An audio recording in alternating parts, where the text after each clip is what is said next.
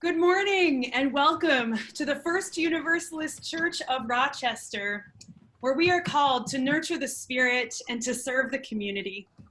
Whoever you are, we welcome you here this morning. Wherever you come from, we welcome you. Whomever you love, we welcome you. And however you are holding expansive beauty next to deep suffering this week, we welcome you. We welcome all of you. It is good to be together this morning. If you are here for the first time, we especially welcome you to First Universalist Church this morning. Thank you so much for joining us on this online format in this sacred space. At the top of our online service, we just want to invite folks to please remain muted throughout our service. We find that when too many voices speak or sing together, we can create a cacophony of voices on our audio, which can disturb the flow and the experience of worship. As we gather this morning, as a lot of people have been doing already, we want to invite you to pop into the chat and to offer a greeting. Let us know that you are here.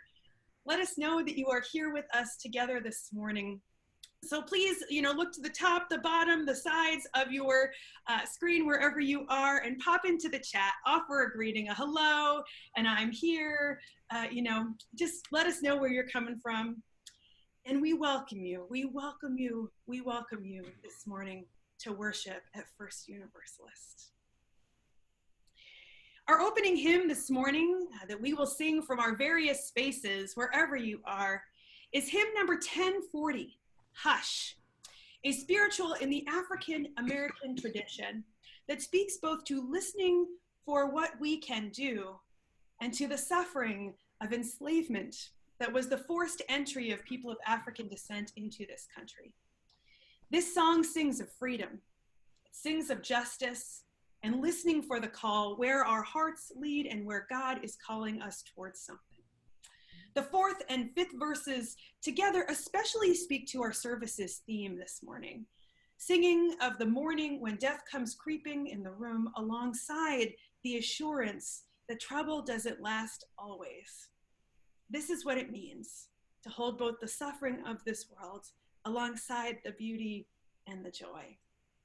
So let us join our hearts and voices in singing together this morning, recognizing that even as we are singing muted in our own homes or wherever you are calling in from, we are creating a song across the city of Rochester and across the country as we have folks here from beyond this beautiful city. So let us sing together hymn number 1040, Hush.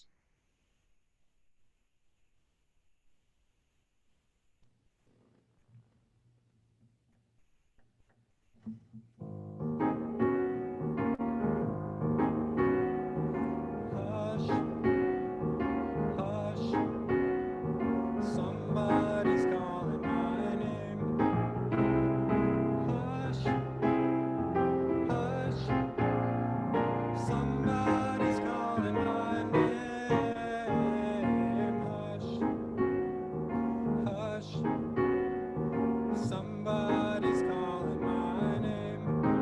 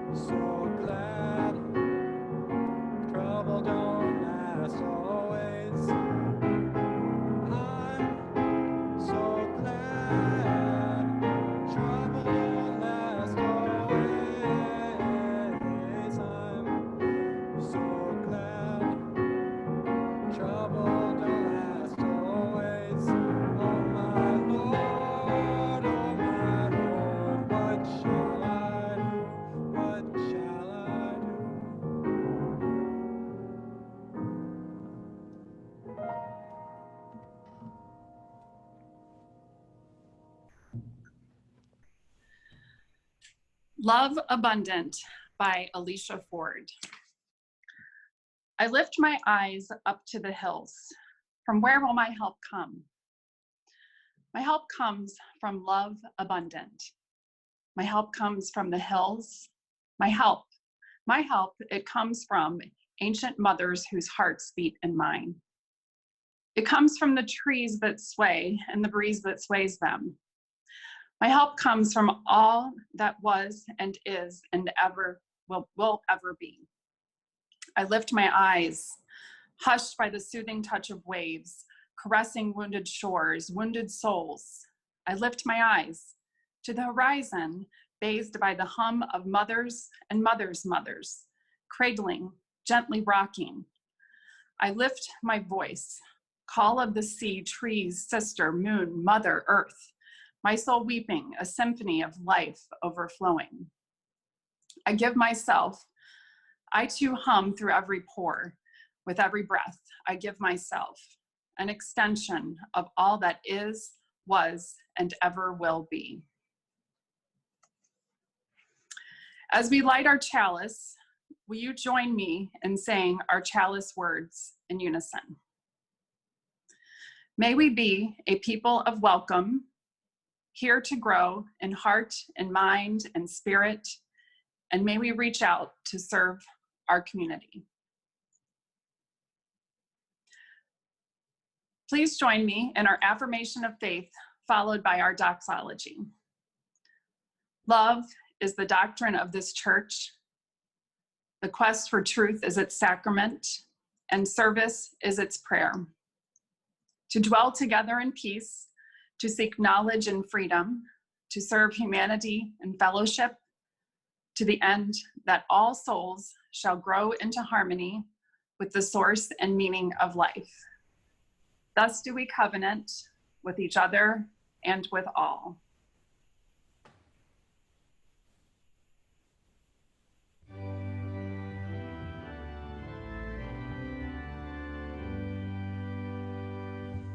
From all that dwell below the skies, let songs of hope and faith arise. Let peace, goodwill on earth be sung, through every land, by every tongue.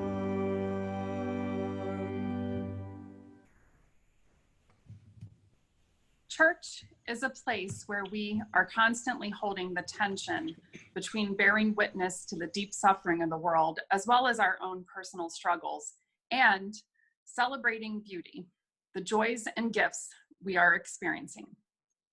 It is part of our central ritual of joys and sorrows. It is how we connect with one another, sharing the times when we are living in difficulty and the times when we are full of gratitude for our good fortune. Your gifts today help to sustain this community. They help to sustain this practice, this tension that we return to again and again, week after week, in the rhythm of our day. We invite you to give online this morning or to just send a check into the church. If you are giving online, please copy and paste the link provided in the chat box. Thank you in advance for supporting the good work of our church.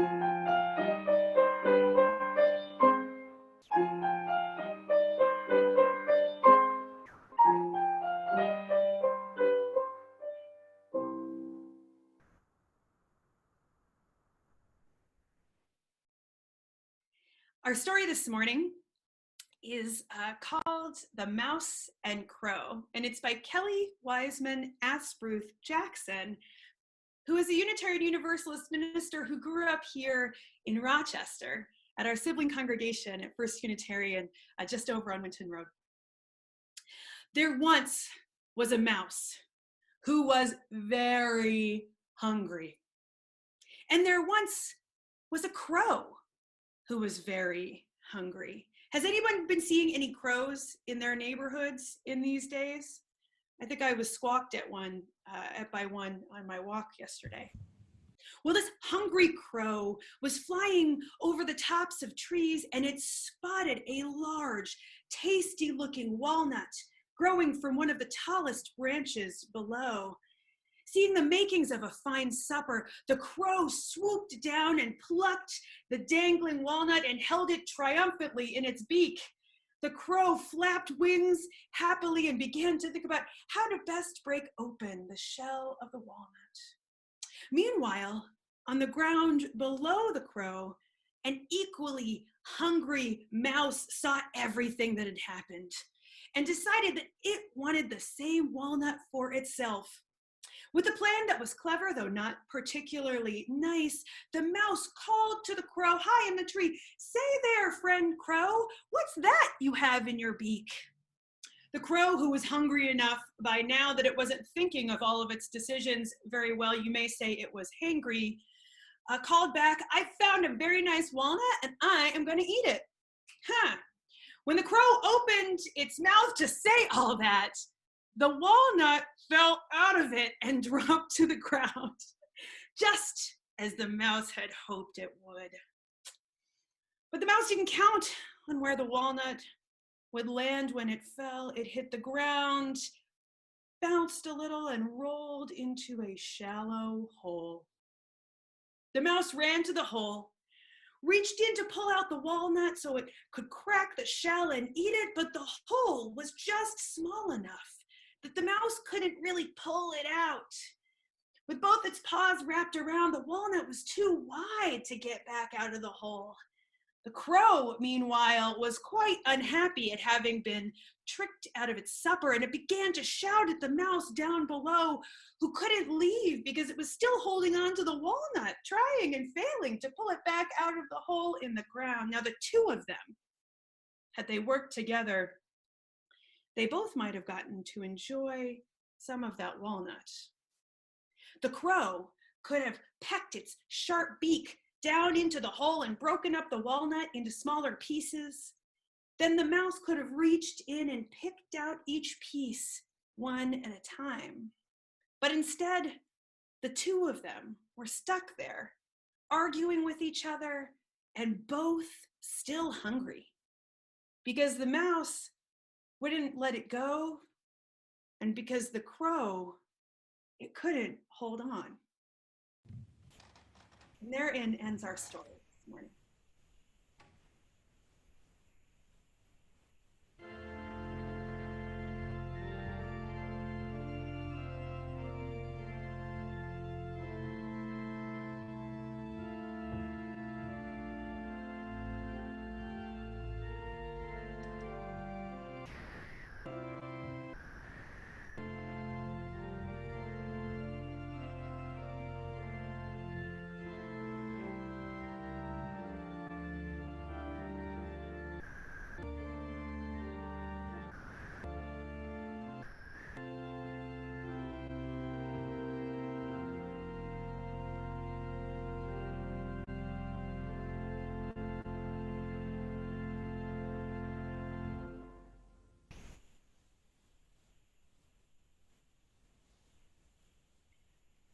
Dear ones, I want to invite you into this reverent time of listening to the joys and the sorrows of our gathered community.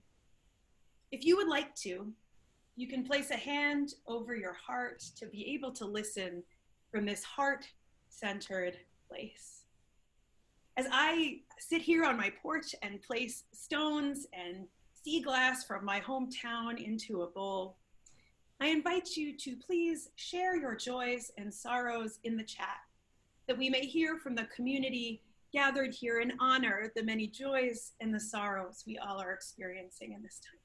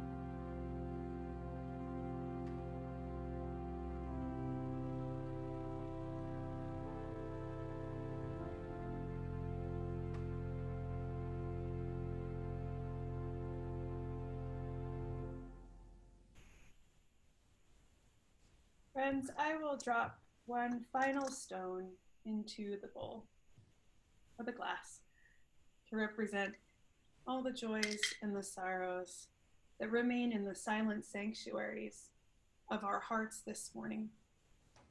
May all be held in the heart of love.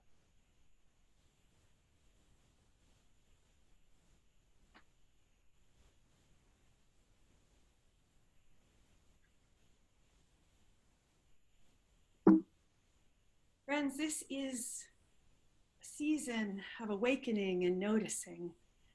So I really want to invite you to get comfortable in your seats, settle in wherever you are. Take a deep breath in and out and just ground yourself. Notice what you need in the midst of all of this. Friends, it is a season of awakening and noticing. Flowers in bloom, some slightly withered by the cold, others still bright burst of color dotting the gardens, dotting our neighbors' yards, dotting our landscape. The green is here, sometimes overshadowed by gray, but it's here, budding on the bush branches, in blades of grass, growing healthily enough to be mowed, springing up on the trees that have remained so bare for what seems like so long. The earth is waking up from the deep pause and sleep of a Rochester winter. A season of noticing has begun. A practice of honoring the beauty that our eyes are drawn to, knowing that we must appreciate the new season, the cycles of life, the turning of this earth we stand or sit or roll upon in real time. Let us commit and recommit this day to notice, to honor, to listen, to appreciate. For beauty is all around us, as long as we are willing to give it space. Amen. Blessed be, and may it be so. In the silence, we just sit and notice. We listen and appreciate. In the silence, let the stirring of our hearts just be. Let the stillness find us or leave us, but let us join in silence together, in shared silence this morning.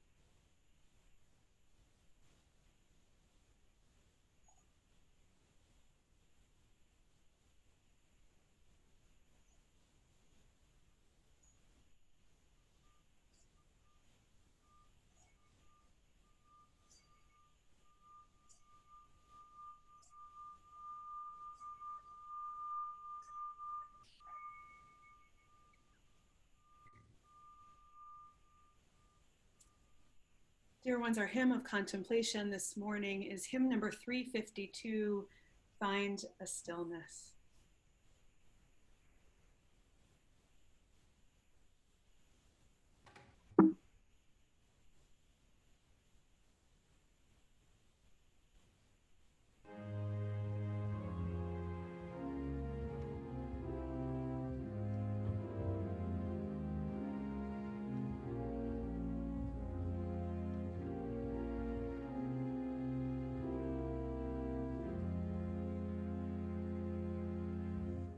Find a stillness, hold a stillness, let the stillness carry me. Find the silence, hold the silence, let the silence carry me. In the Spirit, by the Spirit, with the Spirit giving power, I will find true harmony.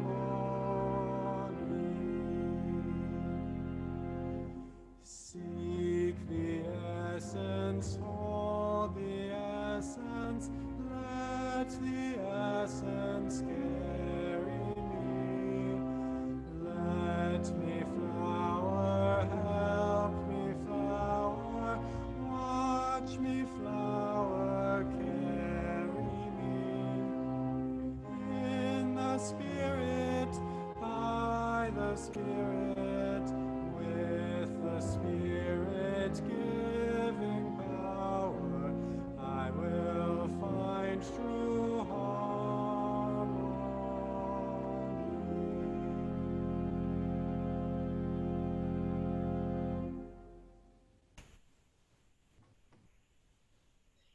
So our reading this morning is a Brief for the Defense by Jack Gilbert.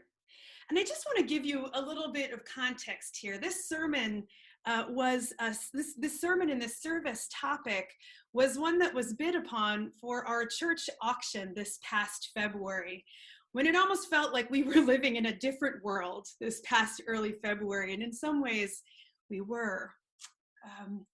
And so it came time to bid on the sermon topic, and Theo Munson enthusiastically bid on this topic and won, and she handed me this poem right then, right from the start. And so I want to share this with you all. This is A Brief for the Defense by Jack Gilbert. Sorrow everywhere, slaughter everywhere. If babies are not starving someplace, they are starving somewhere else, with flies in their nostrils. But we enjoy our lives because that's what God wants. Otherwise, the mornings before summer dawn would not be made so fine. The Bengal tiger would not be fashioned so miraculously well. The poor women at the fountain are laughing together between the suffering they have known and the awfulness in their future, smiling and laughing while someone in the village is very sick. There is slaughter every day in the terrible streets of Calcutta, and the women laugh in the cages of Bombay. If we deny our happiness, resist our satisfaction, we lessen the importance of their deprivation. We must risk delight. We can do without pleasure, but not delight, not enjoyment. We must have the stubbornness to accept our gladness in the ruthless furnace of this world. To make injustice the only measure of our attention is to praise the devil. If the locomotive of the Lord runs us down, we should give thanks that the end had magnitude. We must admit there will always be music, despite everything. We stand at the prow again of a small ship, anchored late at night in the tiny port, looking over to the sleeping island. The waterfront is 3 shuttered cafes, and 1 naked light burning. To hear the faint sounds of oars in the silence as the rowboat comes slowly out and then goes back is truly worth all the years of sorrow that are to come. Therein ends our reading.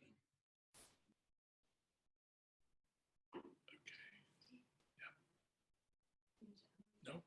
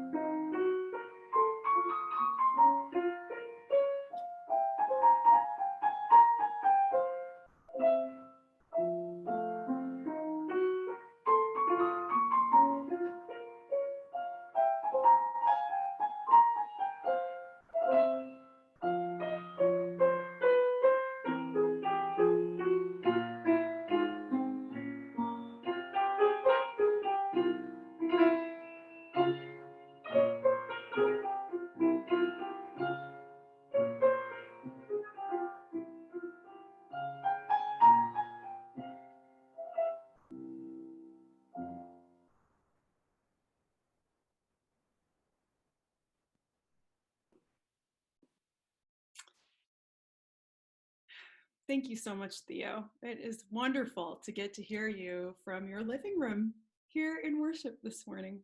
What a joy. Yesterday was such a truly beautiful day if you were here in Rochester. If you weren't here in Rochester, all of the photos actually that I shared during our meditation are photos from yesterday, from people's gardens around my neighborhood. So if you were able to get outside at all, I hope you found some delight in the beauty of a sun-filled day at the beginning of our spring season. If you were not able to get out yesterday, I hope you will find a sunny day to get out soon. Today may not be that day, as the Rochester spring season is wont to do, but the day will come. The day will come. There is sun in the future. There's sun predicted for this week. I feel like right now I am living my life based on the Weather Channel app on my phone and what days are going to be sunny and warm. So yesterday I took this walk around my neighborhood in the 19th Ward in Rochester. As I mulled over what to share with you all this morning, I know it's hard to imagine, or maybe not, but for most of you, what you see on a Sunday morning, for me, much mulling and brooding and thinking has come before this time. There's a lot that goes into these mornings.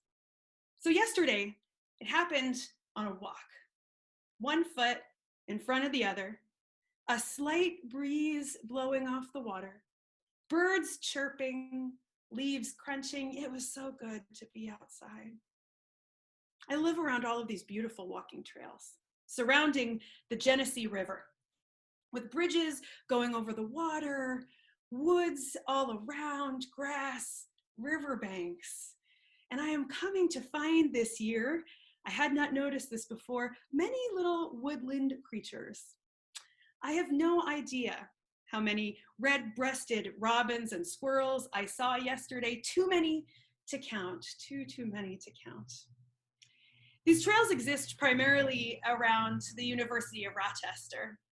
They wind in and out of neighborhoods, through wooded areas, and out onto streets where folks live. If you walk the way the trails seem to intend, you skip seeing many of the houses on the other side of the Genesee River from the U of R.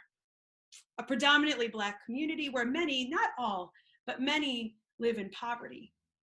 It was a fascinating dance to do yesterday, to walk between both of these worlds, places of privilege and economic suffering, places of beauty, both, places of people of different backgrounds and similar backgrounds.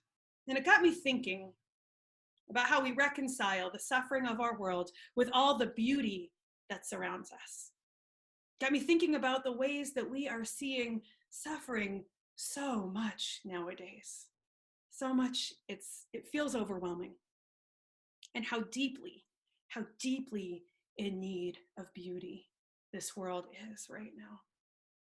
I don't want to present you with a view this morning of these two aspects of our life, beauty and suffering, as if they are these polar opposites, or to say that some experience solely one or the other. No, as our poem from Jack Gilbert points out, our lives are a balance of the two.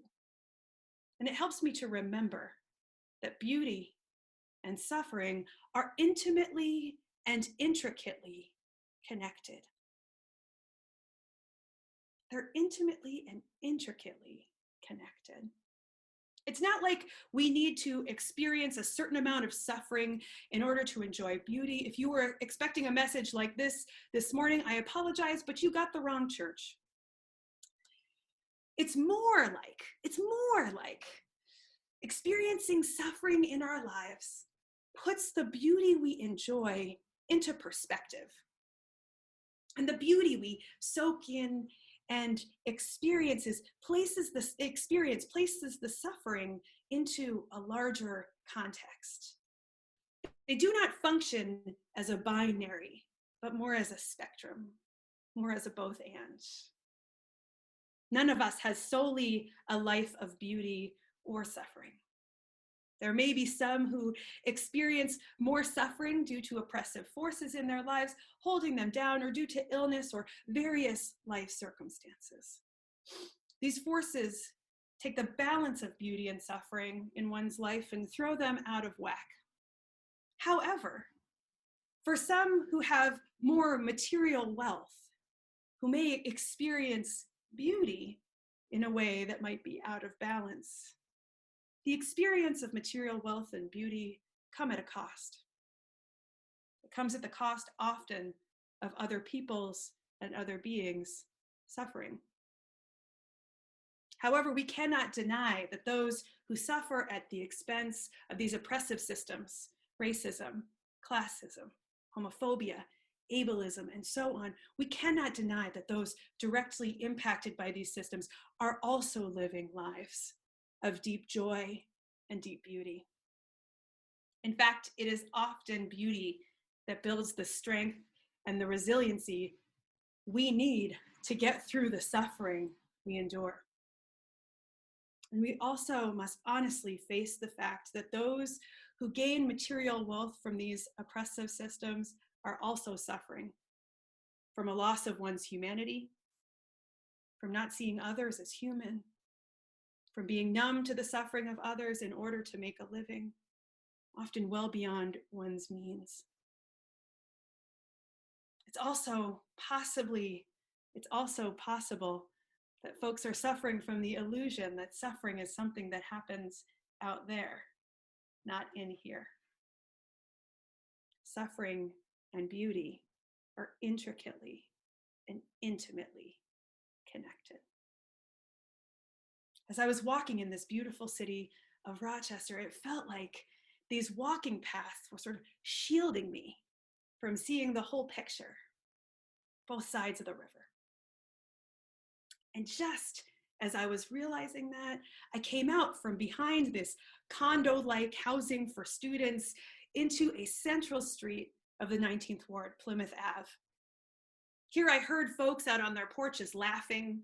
I saw kids playing together in their backyards. Folks were still remaining distant, but the beauty of the sun had gotten to us all. The beauty of this day and the need for a good laugh or some extra playtime was something shared by us all. I just really enjoyed listening to it yesterday. And if I'm being truthful with you all this morning, I want to share that I usually choose to walk the path where I experience and witness the least amount of suffering. To suffer myself and to watch others hurt hurts. It is hard to bear witness to the pains of others, and at times hard to be honest about our own pain. I am noticing places where I am fearful of being with friends and loved ones in their suffering because it is hard, because I care about them so deeply, and I love them so much. The path of avoiding suffering at times seems so much easier and more comfortable. And it has been my experience that accompanying others in their deepest pains, in the real stuff of living, that is how we live a fuller life. Living a life where we solely try to focus on good things is not a full and honest picture. We miss something when we stay there. We miss a deeper sharing and a deeper compassion for ourselves and for others. Right now, I believe this time period of social distancing and finding much of the escape from our homes, being out in the neighborhoods and parks, this time is calling us into a period of noticing. Noticing the signs of spring, noticing what our bodies and spirits need, awakening to the world around us, noticing our neighbors. Without the same distractions and hopefully with a little less busyness, the practice of noticing is coming organically. I was chatting with a colleague this week who was home with 2 kids under 5 years of age. And the conversation turned to spiritual practice. She shared with me that the time for her usual meditation, silent practice was out the window. The moments of quiet and alone time were few and far between after caring for her kids, making sure everybody's fed, working from home, getting the rest her body needs, and balancing time to co-parent and be a partner with her spouse. And she was feeling bad that she couldn't make the time. But we talked about this deep noticing of the seasons change. How spring just seems to be shouting out to us all on the walks that we take. Here I am, look at this beauty. How this time is calling us to deeper attention and awareness. And it feels like our attentiveness to the suffering of the world, our noticing here is also deeply magnified. Coronavirus has really placed the focal point on systemic inequality in a way that lifts the veil on who is targeted in our society, who is not cared for. The unemployed, the poor, the incarcerated, Black and brown folks, single parents, essential workers whose workplaces are not taking proper care of them with precautions and distancing practices. These inequalities have been going on for so long. The suffering has been continuing. But right now really draws our hearts to all of the ways suffering lives in this time period. Unlike the walking paths of the 19th Ward, I think our job here is to honestly face this suffering together. A bit of spiritual wisdom came this week unexpected From my Unitarian Universalist minister, from my home church where I grew up, Reverend Carolyn Paterno, and she wrote, "Here's a bit of encouragement that may surprise you. I'm encouraging you to tell the truth. When somebody asks you how you are doing, tell the truth. There are people who are worse off than you are, that's true, but that wasn't the question. How are you? There are those who are worse off, yes. Our hearts ache. Our hearts ache with the world suffering right now. Who can bear it? You know who? All of us together. We can unflinchingly witness suffering without offering easy answers. We can acknowledge the systems that got us into this mess and resolve to help change those systems. And if you're feeling sad and lonely and desperate and fragile, say so."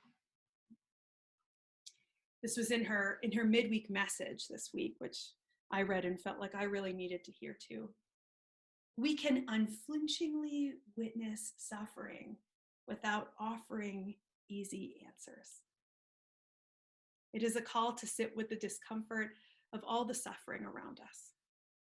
It is a call to honestly bear witness, not to the exclusivity of experiencing beauty and joy, but because we cannot fully live without both. We cannot live fully without acknowledging both the beauty of life and the suffering in our lives and in the lives of others. No one is served by denying our own suffering. No one. No one is served if we flinch and look away, doing all we can to avoid the suffering of our neighbors and ourselves. The invitation is to face the beauty and the suffering of this world honestly, because that is what it means to live full lives. And the definition of spirituality that I'm working with, and that I hope many of you are working with too, is the practice of living life. I know it is painful to be honest about our own suffering. For me, it is often more comfortable to turn to the suffering of others. It is more comfortable because there are ways I believe I can be helpful, as the focus is not on the suffering I experience, over which I often feel powerless. And when I am sharing my suffering with others, there are ways I feel needy and vulnerable. I'm no longer the person to give, but rather to receive. It feels like such a less powerful position, and yet it is our strength. It comes from a more honest and true place. Friends, this is a time when so many of us are in need of help, in need of the beauty of human kindness, as Tess McFarland Porter, one of our church members, reminded us last week. And in order to receive that beauty, we must get honest about our suffering with one another. And we hold it all in the balance. We hold it all in balance with the beauty in our lives, both present, both in relationship, both intimately and intricately connected, beauty and suffering. Perhaps you are in a place of needing more beauty in your life because the focus and attentiveness to suffering has grown too much and it is running you ragged. Take that space.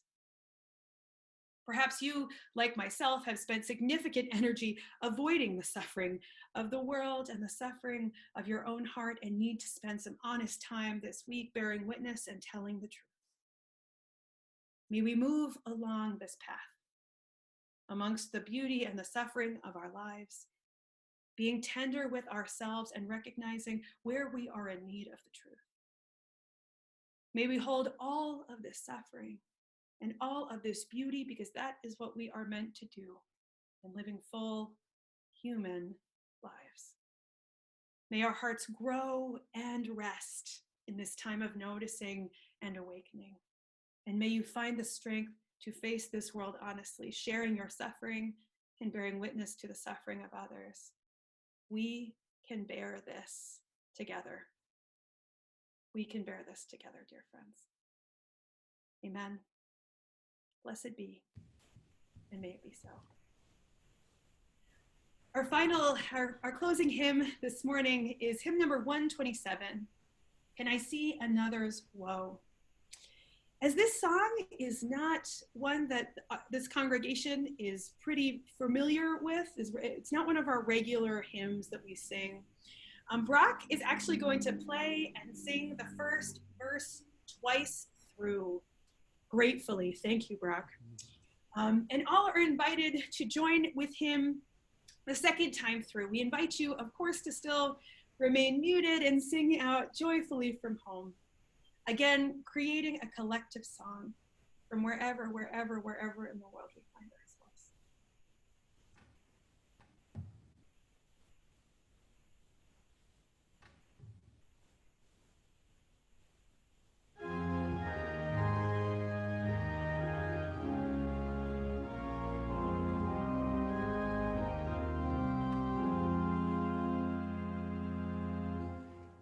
Can I see another's woe and not be in sorrow too?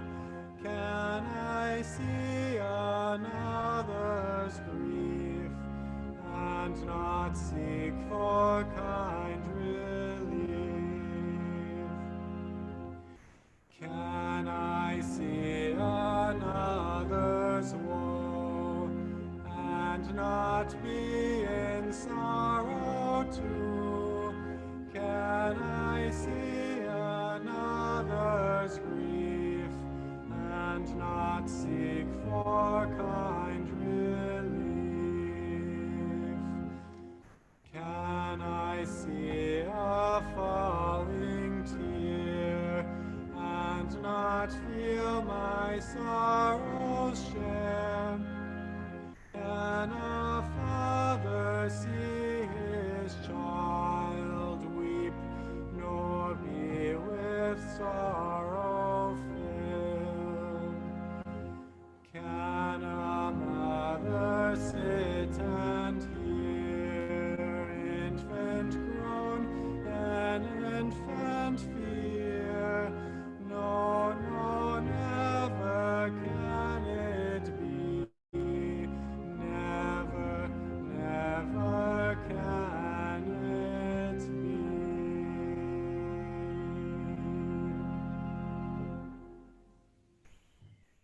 Friends, as we extinguish our chalice flame this morning, let us read together the words printed on the screen and also in your order of service if you would like.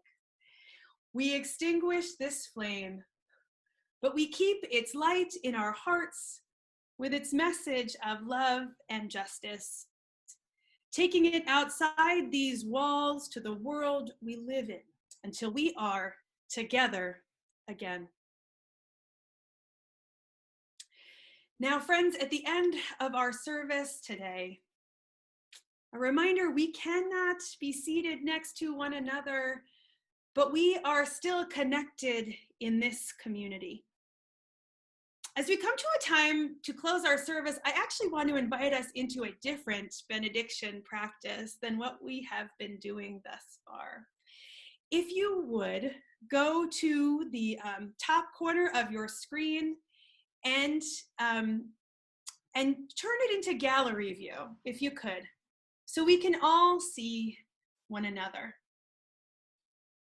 So I want to actually invite you in this moment to reach out your hands to the edge of the screen, just as I am doing, to reach out your hands to the edge of the screen.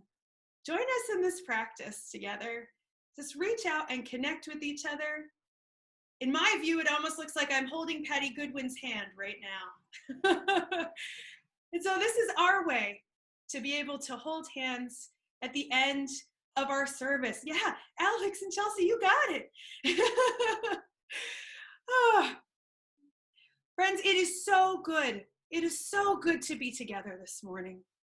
As you go forward into this week, may you notice and awaken to the places where you need to draw your attention both to beauty and to suffering. May you find places and spaces where beauty and suffering are intimately and intricately connected. And may you be assured in the knowledge that we all need a balance of both. Take your space, do what you need to do, and honor a spirit of self-compassion. Go forth this week strengthened by this gathering, and go forth this week knowing that you are loved. Amen. Blessed be, and may it be so.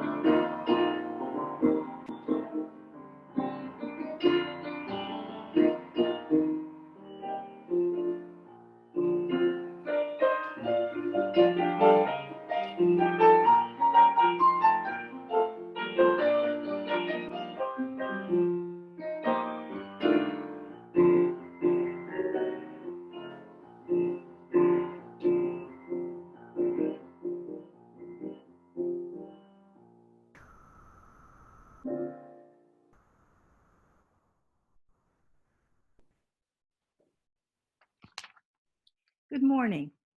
My name is Nancy Gady, and I serve on the Board of Trustees. Thank you for worshiping with us this morning and joining us in this grand experiment. If you would like to learn more about Unitarian Universalism and this congregation, we host a UU and U session on the third Sunday of every month, which we will be holding virtually going forward. We will share a link at the end of the service for folks to participate in the weeks ahead. All are invited to join in virtual coffee hour 10 minutes after the service today. A separate link will be shared in the chat to join in some small group discussion and connection. Please see your order of service, which would be the original page that we got so we could hook in, for information on our upcoming activities and events. Join a small group ministry. If you haven't taken the opportunity to be a part of a small group ministry thus far, now is a great time to stay connected in this way. Our small group ministries are able to meet online over Zoom, and Reverend Michelle is happy to connect folks who are interested in meeting together for support, spiritual nourishment, and sharing with one another. Visit the small group ministry page of our website to take a survey about interest and availability. First Universalist Church will be hosting family worship services on Tuesdays at 3 p.m. Join Reverend Michelle or one of her trustworthy and fun compatriots for a worship service geared towards our smallest members. Fun crafts, singing, and joy abound. Contact edu@uuroc.org for more information. Regarding this year's General Assembly in June, the UUA has voted enthusiastically to hold the conference online. More than 2,000 people had already pre-registered before this period of physical distancing. If you are interested in becoming a delegate for our congregation, please contact Joy Lasessi for more information. Email her at the address in the order of service announcement or contact the church office. Thank you. And now an announcement from our stewardship campaign co-chairs, Jim and Kathy Milch. Good morning. We're Kathy and Jim Milch, co-chairs of the 2020 Stewardship Campaign, along with Richard Reed. Hi, Richard. This weekend, we are bringing the 2020 campaign to an official close. We have received pledges from 96 of our members and friends. The numbers aren't final yet, but so far we have a total of over $205,000. We have at least 8 new pledges, and many of you raised your pledge for next year. We'll let you know the final numbers in May. Okay, let's get those spiritual spectacles. We would like to sincerely thank all of you for trusting our vision for 2020 and supporting First Universalist. The entire church has done an incredible job rising to the challenge posed by the pandemic. Even with our spiritual spectacles, we could never have envisioned this scenario.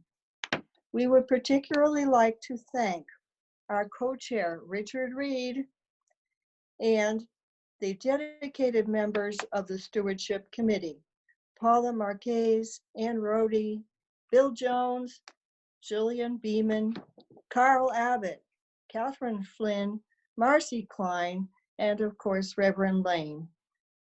Emma Berry, our office manager, designed the 2020 logo and helped us prepare materials. Again, thank you to all who